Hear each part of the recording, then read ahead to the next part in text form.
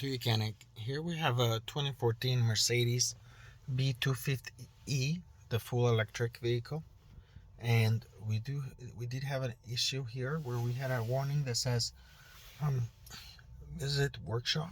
It wasn't very informative. It will only show the gear symbol and just the message visit workshop is currently not coming up, but that doesn't mean that there's no code for that. So what we're gonna do is we're going to use the YOUCANIC full system scanner to take a look at the different fault codes, because even though the message might have gone away, it will be stored on the control unit. So let's take a look. So with the YOUCANIC scanner, what you want to do is you want to go to diagnostics and then select Mercedes, and then you can do smart VIN. In this case, it did not automatically detect the VIN, so it couldn't select the model by itself, but we selected 246 chassis. Is 242 246 chassis from the different models on the list that you have there, and then you select the B250e full electric, and then you are able to see two options: quick scan and control units. Control units, it lets you manually go into any of these and go directly to the one you're interested in. Quick scan goes through all of them, which is what we did here. It goes through all of them and then scans all the different control units that are on this car, and it tells you if there's fault codes or not and what those fault codes are. We're going to take a look at a couple. So if you press on this little arrow here, you can see the code found on that control unit, and you can actually enter that control unit, which we're going to do in a minute. But as I said earlier, here we had a warning on the instrument cluster that said visit workshop, and that was it. Gear symbol, nothing else. The car was still drivable, but it was showing that. So as you can see here, it says there's an installation warning for high voltage onboard electrical system. You can see status stored. What that means is that was detected in the past, is not currently detected. That's why we don't have the error on the cluster right now. But if we did have the error, this status here will be current. You have the code over here. Just really quick, what this means is you have these vehicles still have a 12-volt battery, and then they have the high voltage battery. The two circuits needs to be completely separated from each other. You cannot have any sort of leakage from the high voltage battery to the 12-volt battery, because what that could cause is, that high voltage that the high voltage battery has, it can leak to the 12-volt, which is basically your chassis and parts of the car, and then you accidentally you're touching opening the door and things like that, and that leak can go from the high voltage battery to the car chassis, and then to your body and to earth, to ground, and then that could cause shocks and injuries. So the car does this self-check to make sure that the high voltage circuit and the 12-volt circuit are completely separate. So when it does that test, it will measure the resistance. It should be a really high resistance, usually over like 1000 ohms or so, and if it's too low of a resistance, it means like, hey, there's leakage, there's high voltage batteries, voltage is going through the frame. Anyway, so when that happens, it throws that code, and in this, some cars will shut down and will not drive.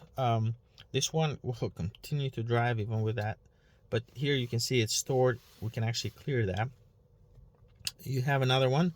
You have under control unit drivetrain, you have park control has a malfunction. That's an old code as well, so we can clear those. So all these codes that are stored, we can clear them, and I'll show you in a minute here. You can see coolant level has malfunction, level too low, and so on.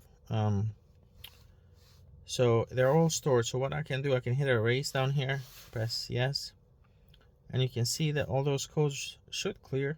I don't see any that are current, so it's going through all of them, and it's cleared. Everything now is clear. There's no fault codes.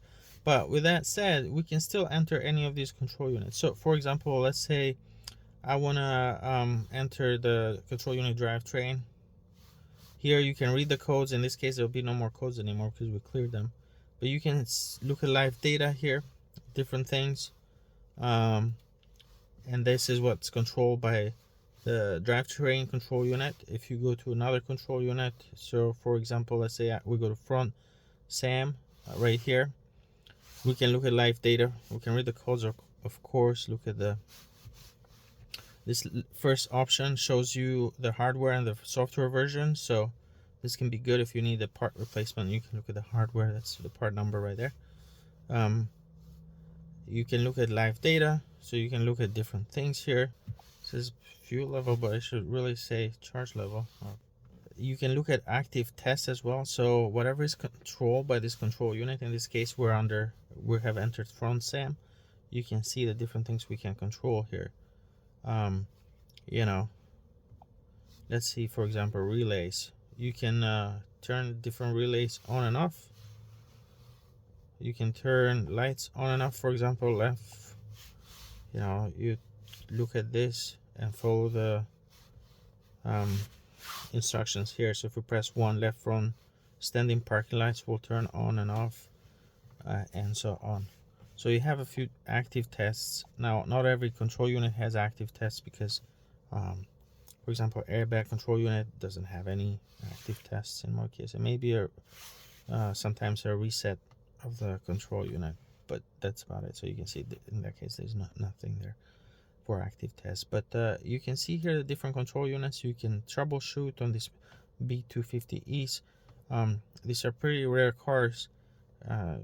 They were only sold for 2014 to 2017, and they can be a little bit difficult to find someone to actually work on these cars.